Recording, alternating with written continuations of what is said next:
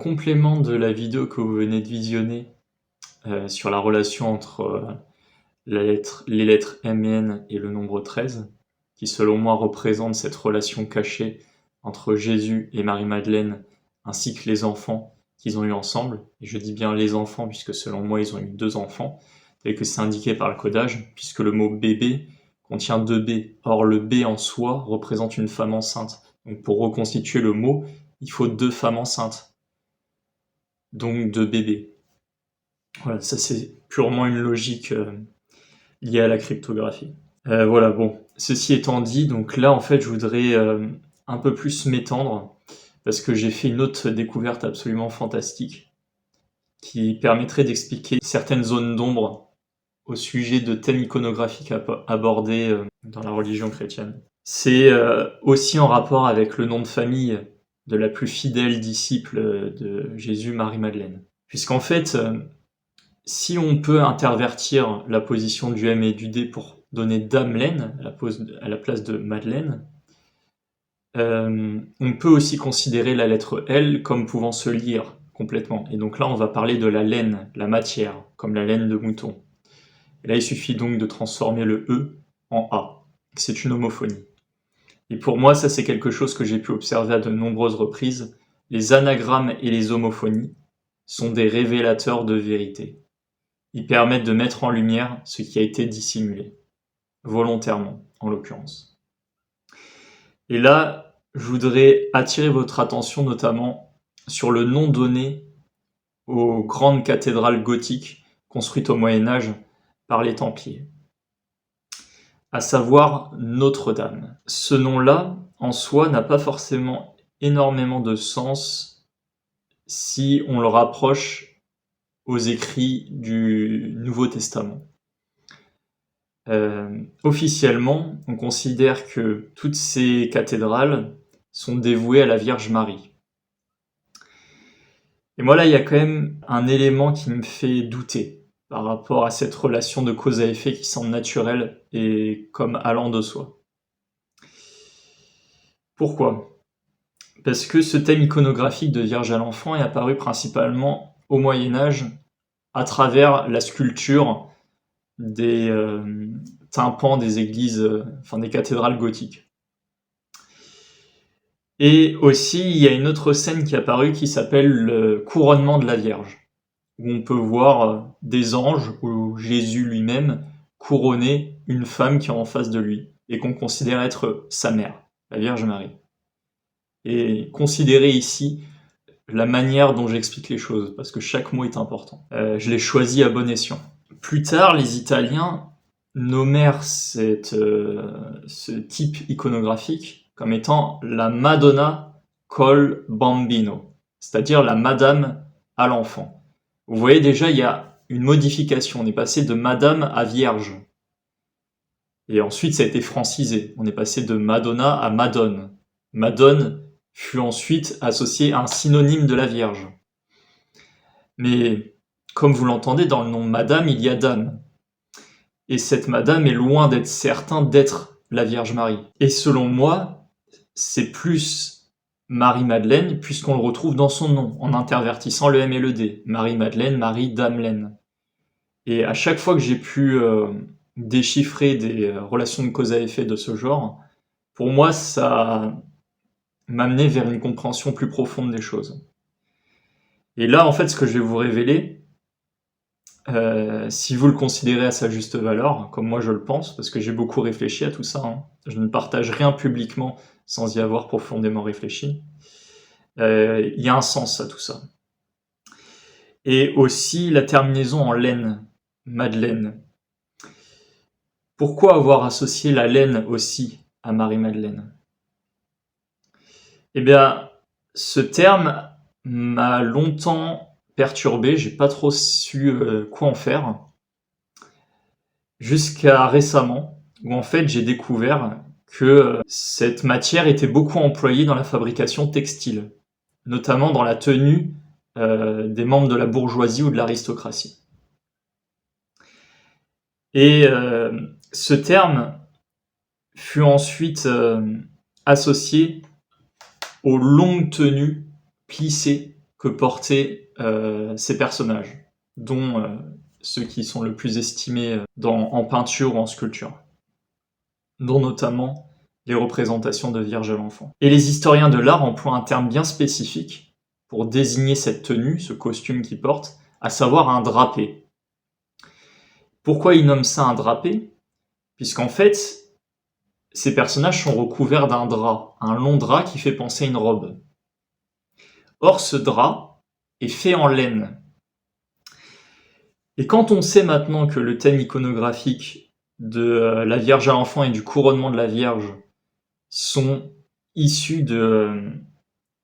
des cathédrales gothiques, et que sur les cathédrales gothiques, tous ces personnages portent ce drapé, donc ce drap en laine sur eux, on comprend mieux alors pourquoi il fut donné comme nom à Marie, Madeleine. Mais il y a aussi autre chose que je voudrais mettre en avant, c'est que le nôtre dans Notre-Dame, il peut créer l'anagramme trône. Or le trône, ça symbolise le pouvoir dans son sens figuré. Et par métonymie, donc si on prend un autre objet associé au pouvoir, c'est ça la vraie signification de la métonymie, il y a la couronne. Or justement, je vous ai parlé du couronnement de la Vierge. Si on met tous ces éléments les uns à côté des autres, uniquement en décrivant le personnage tel qu'on l'observe, donc une femme habillée d'une tenue portant une couronne, et ben on fait référence à Notre-Dame, Marie-Madeleine. Et il y a aussi un autre élément que je trouve intriguant et sur lequel il faut se pencher, c'est le fait que en sculpture, on voit toujours entre guillemets la Vierge Marie représentée avec des traits de visage jeunes, voire même enfantin, quoi. Qui même nous amène à penser que elle était plus jeune que le Christ lui-même. C'est quand même très étrange si cette statue se réfère à la Vierge Marie. Et là, en l'occurrence, comme je trouve le nom de dame dans Madeleine, je suis absolument convaincu que à l'origine, ces cathédrales Notre-Dame étaient dédiées à Marie-Madeleine. Alors ça, déjà, c'est un premier événement en soi qu'il faut encaisser s'il y a des personnes ferventes chrétiennes parmi celles et ceux qui me regardent actuellement. Parce que cette déclaration en soi est vraiment une déflagration. Parce qu'après, ça engendre plein de conséquences. Parce que le thème iconographique de la Vierge à l'enfant et du couronnement de la Vierge était central au Moyen-Âge et à la Renaissance. C'est pour cette raison que je pense qu'il y a eu des informations qui ne pouvaient pas être partagées publiquement, ouvertement. Et donc il fallait passer par un certain système de codage en sculpture et en peinture pour faire apparaître cette vérité aux yeux des personnes qui sauront la déchiffrer. Et justement, pour venir soutenir tout ce que je viens d'expliquer maintenant, il y a un homme qui s'est rendu public il y a, je dirais, 5 à 10 ans, mais qui est surtout actif depuis quelques années, qui s'appelle Timothy Hogan, et il se revendique être le 33e grand maître de l'ordre du Temple des Secrets Initiés, depuis la mort sur le bûcher de Jacques de Molay, dernier grand maître officiel de l'ordre du Temple. Et dans ses interviews, j'en ai regardé énormément de lui, je pense une bonne dizaine, si ce n'est plus. Enfin, tout ce que je pouvais voir sur internet à son sujet, je l'ai regardé.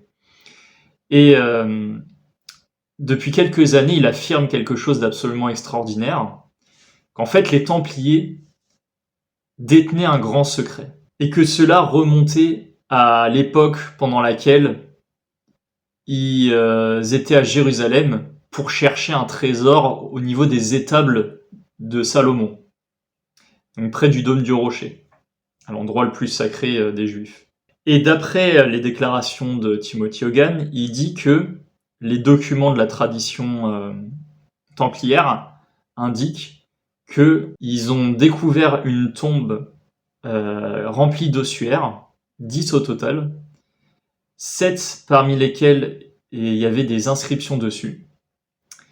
Et ces inscriptions se rapportaient directement à Yeshua, donc Jésus en hébreu, Jean-Baptiste, l'homme qui l'a baptisé,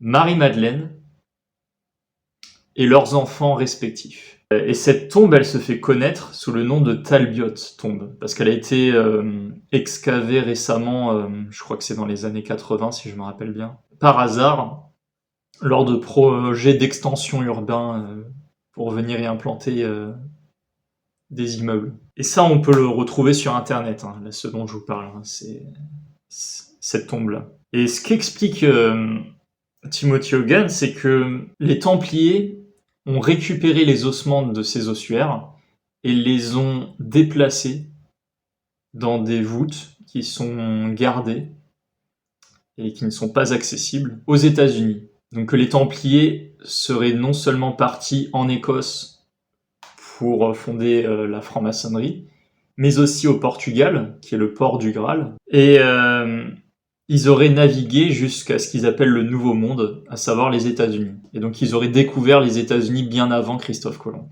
Et d'ailleurs, c'est possible qu'ils étaient devancés par les Vikings, puisqu'on retrouve des symboles runiques aussi aux États-Unis.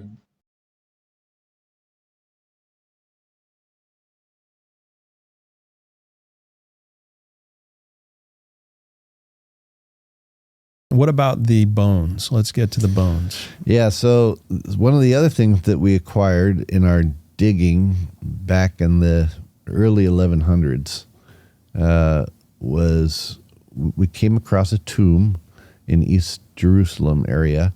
It's now referred to the Talpiot tomb. And inside of it, we found several ossuaries. Well, an ossuary is like a box that contains bones in it. And what they used to do is they would take a person who died, they'd put them in the tomb for a certain period of time till their all the flesh material and everything would rot away, and all that'd be left would be these bones. Then they would prepare the bones and they'd put them inside the box and then seal it up. Mm-hmm. And the last thing they would put in there was the two femur bones and the skull, which is really where the skull and crossbones symbol comes from. But the order found these bones in the clear back during the time of the Crusades, and the ossuaries themselves seemed to contain. Well, they had names on them. And they were names like Maria Magdal, Yeshua, Jan. And the indication was that these were the bones of Mary Magdalene, Jesus, John the Baptist, and their children. And I say their children because there's indication that the figure who was Mary Magdalene had been married and had children with both John the Baptist and with Jesus. And these bones were pointing to that idea, agreeing with that idea. So what the order did at the time is they just removed the bones. They left the boxes, they left the tomb. Okay. And they just removed the bones and took them also to the New World. Okay, and this was the 1100s? 1100s, yeah. Okay. Voilà, ça c'est une première chose que je voulais expliquer. Mais cela engendre aussi d'autres conséquences importantes. Puisque si le personnage que l'on assimile habituellement à la Vierge Marie, représenté dans les scènes de Vierge à l'enfant ou de couronnement de la Vierge, est en réalité Marie-Madeleine, bah alors l'enfant qu'elle porte dans ses bras, ce n'est plus Jésus. C'est sa descendance, son fils. Cette déclaration en soi est très forte, mais je l'assume. Je l'assume parce qu'il y a beaucoup trop d'éléments qui me font penser que c'est bien Marie-Madeleine qui est représentée. Et puis on obtient le résultat. Le S étant souvent ajouté en ancien français. Donc peut-être que c'était Resmi à un moment donné, et donc que ça créait l'anagramme complet. Mais ça, c'était une méthode qui était souvent employée. Par exemple, tempest en anglais, ça donnait ensuite tempête. Cet ajout du S. Donc voilà, ici on a une autre preuve allant dans mon sens. Et donc ça voudrait dire que lorsque les rois de France étaient couronnés dans la cathédrale, ils se considéraient être l'incarnation de Marie-Madeleine, et donc la descendance directe de la lignée sacrée de Jésus et Marie-Madeleine. Voilà, j'espère que vous arriverez à digérer tout ce que je vous ai expliqué maintenant, parce que ça fait quand même des informations assez importantes. Et puis moi je vous retrouve la prochaine fois pour la suite de ces relations entre les nombres et les lettres. Je vous souhaite une bonne journée.